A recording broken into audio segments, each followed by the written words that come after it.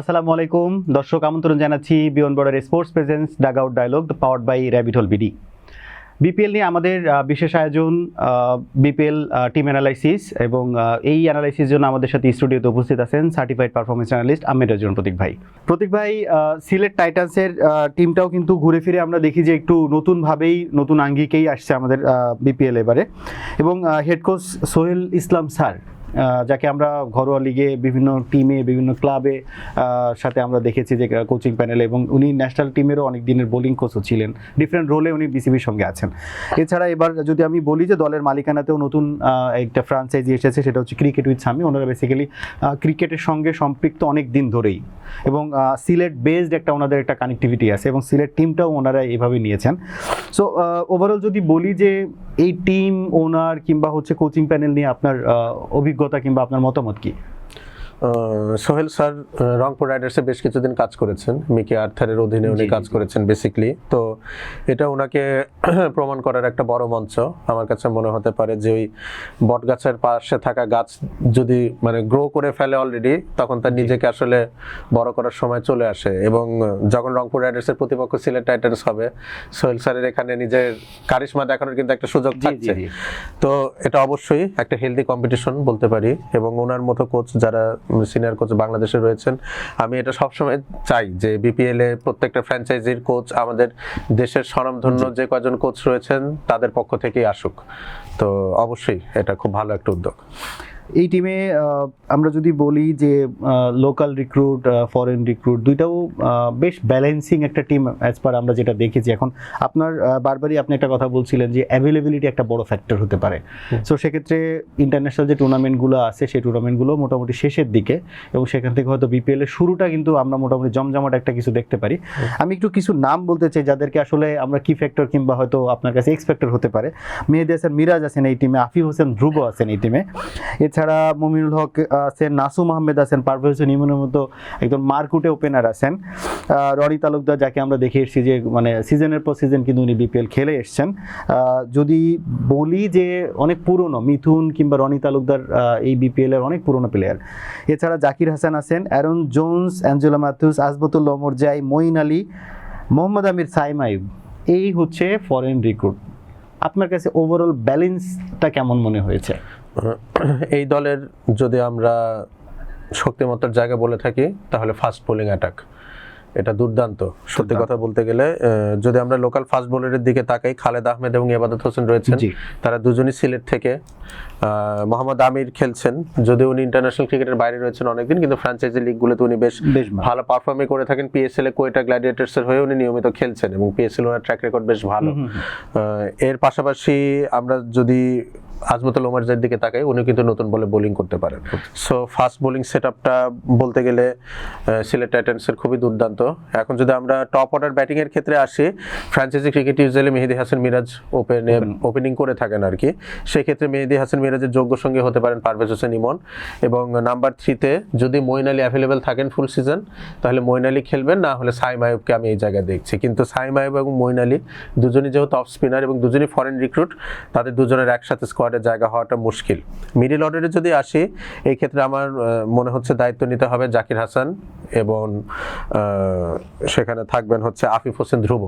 আফিফ হোসেন ধ্রুব অনেকদিন ধরেই টি-20 সেটআপের বাইরে রয়েছেন, এবং আমি ব্যক্তিগতভাবে মানে খুব খুশি হতাম যদি আফিফ হোসেন ধ্রুবকে একদম top of the order bat করানো হয়।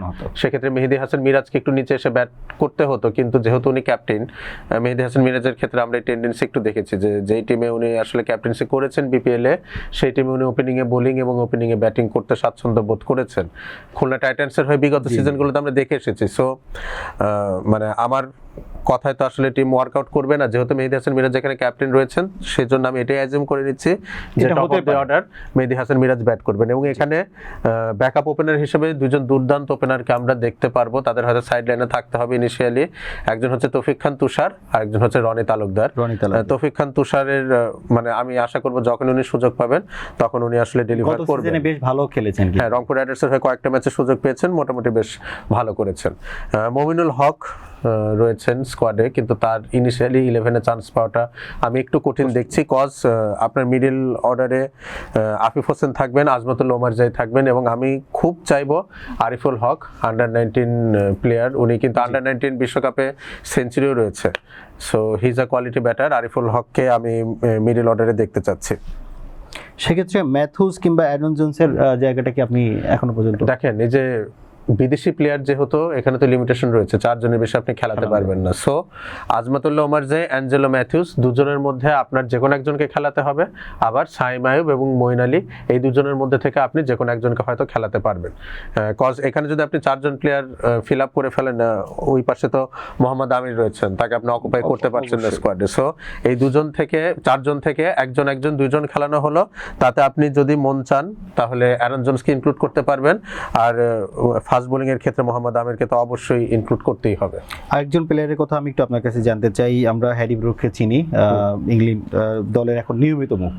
সো তারই ব্রাদার হচ্ছে ইথান ব্রুক কিন্তু এবারে সিলেট টাইটান্সে খেলছেন। সো আমরাও দেখতে চাই যে ওনার জন্য একটা ভালো লার্নিং প্যাচ হতে চলেছে। উস্টারশায়ারের হয়ে উনি কাউন্টি ক্রিকেট খেলে থাকেন ইথান ব্রুক। মনে হয় না ফাইনাল 11-এ উনি খুব একটা সুযোগ পাবেন, বাট সাবকন্টিনেন্টাল উইকেটে ক্রিকেট কিভাবে খেলতে হয় বা এখানে ক্রিকেটটা কিভাবে খেলা হয় এটা সচক্ষে দেখার সুযোগ হবে। এটাই হয়তো ওনার এটা এক্সপেরিয়েন্সের একটা ব্যাপার, হ্যাঁ, প্রাপ্তি হতে যাচ্ছে। তাহলে আপনার কাছে কি মনে হয় যে এটা ব্যালেন্স কিংবা ইমব্যালেন্স কিংবা কোনো জায়গায় যদি দুর্বলতা থাকে আপনার? দেশীয় ক্রিকেটারদের অ্যাসপেক্টে সিলেট টাইটান্স স্কোয়াডটা পেছানো। আমি যেটা বলছিলাম রাজশাহী ওয়ারিয়র্সের ক্ষেত্রে, যে দেশীয় ক্রিকেটাররাই ট্রাম্প কার্ড হতে চলেছে, ঠিক সিলেট টাইটান্সের ক্ষেত্রে আমি বলতে পারি দেশীয় ক্রিকেটাররাই দলের একটা বড় দুর্বলতার জায়গা হয়ে দেখা দিতে পারে। মেহেদী হাসান মিরাজের অফ স্পিন বোলিং টি-20 ফরম্যাটে কতটা কাজে দিবে, এটা একটা প্রশ্নের জায়গায় রাখছে। পারভেজ হোসেন ইমন এক্স ফ্যাক্টর, যেদিন উনি ভালো খেলবেন সিলেট টাইটান্সের একটা বড় সুযোগ থাকবে। Apart from that, Zakir Hasan, উনি খুব ভালো ছন্দে নেই টি-20 ফরম্যাটে। মোমিনুল হক, উনি টেস্ট ক্রিকেট খেলে অভ্যস্ত।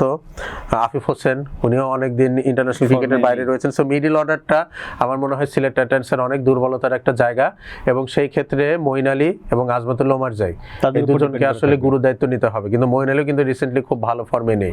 সো আপনি দেখেন একটা ফ্র্যাঞ্চাইজি টিম, সেখানে মিডল অর্ডারে সবচেয়ে বেশি ভরসা করে যাচ্ছে আজমতুল্লাহ ওমারজাইয়ের উপরে। সেই জায়গা থেকে বোঝা যায় যে মিডল অর্ডার ব্যাটিং এ এখানে একটা ঘাটতির জায়গা রয়ে যাচ্ছে। ওভারঅল 11টা আপনি কেমন দেখছেন? ওপেনিং এ মেহেদী হাসান মিরাজ, পারভেজ হোসেন ইমন, নাম্বার 3 তে সাইম আয়ুব আর Moeen Ali, depends on availability. Moeen Ali available থাকলেন উনিই খেলবেন। নাম্বার 4 এ জাকির হাসান, নাম্বার 5 এ আজমতুল্লাহ ওমারজাই আর অ্যাঞ্জেলো ম্যাথিউস। ওমারজাই অ্যাভেলেবল থাকলে অবশ্যই ওমারজাই খেলবেন। নাম্বার 6 এ আরিফুল হক, নাম্বার 7 এ আফিফ হোসেন ধ্রুব, নাম্বার 8 এ মোহাম্মদ আমির, নাম্বার 9 এ খালেদ আহমেদকে আপনি ইনক্লুশন করুন। হ্যাঁ, নাম্বার পেসারদের কোটাটা বলে নিচ্ছি। মোহাম্মদ আমির, খালেদ আহমেদ, ইবাদত হোসেন এবং নাসুম আহমেদ অবশ্যই থাকবেন। এবং এখানে ওয়ার্কলোড ম্যানেজমেন্টের ইস্যু যদি আসে, খালেদ আহমেদ এবং ইবাদত হোসেনকে বাই রোটেশন টিম ম্যানেজমেন্ট খেলাতে পারেন। সেক্ষেত্রে ব্যাকআপ ফাস্ট বোলার হিসেবে রয়েছেন আমাদের রুয়েল মিয়া বা শহীদুল ইসলাম। হোপফুলি নতুন ফ্র্যাঞ্চাইজি হিসেবে তারা ভালো করবে, এই আশাবাদ আমরা ব্যক্ত করি।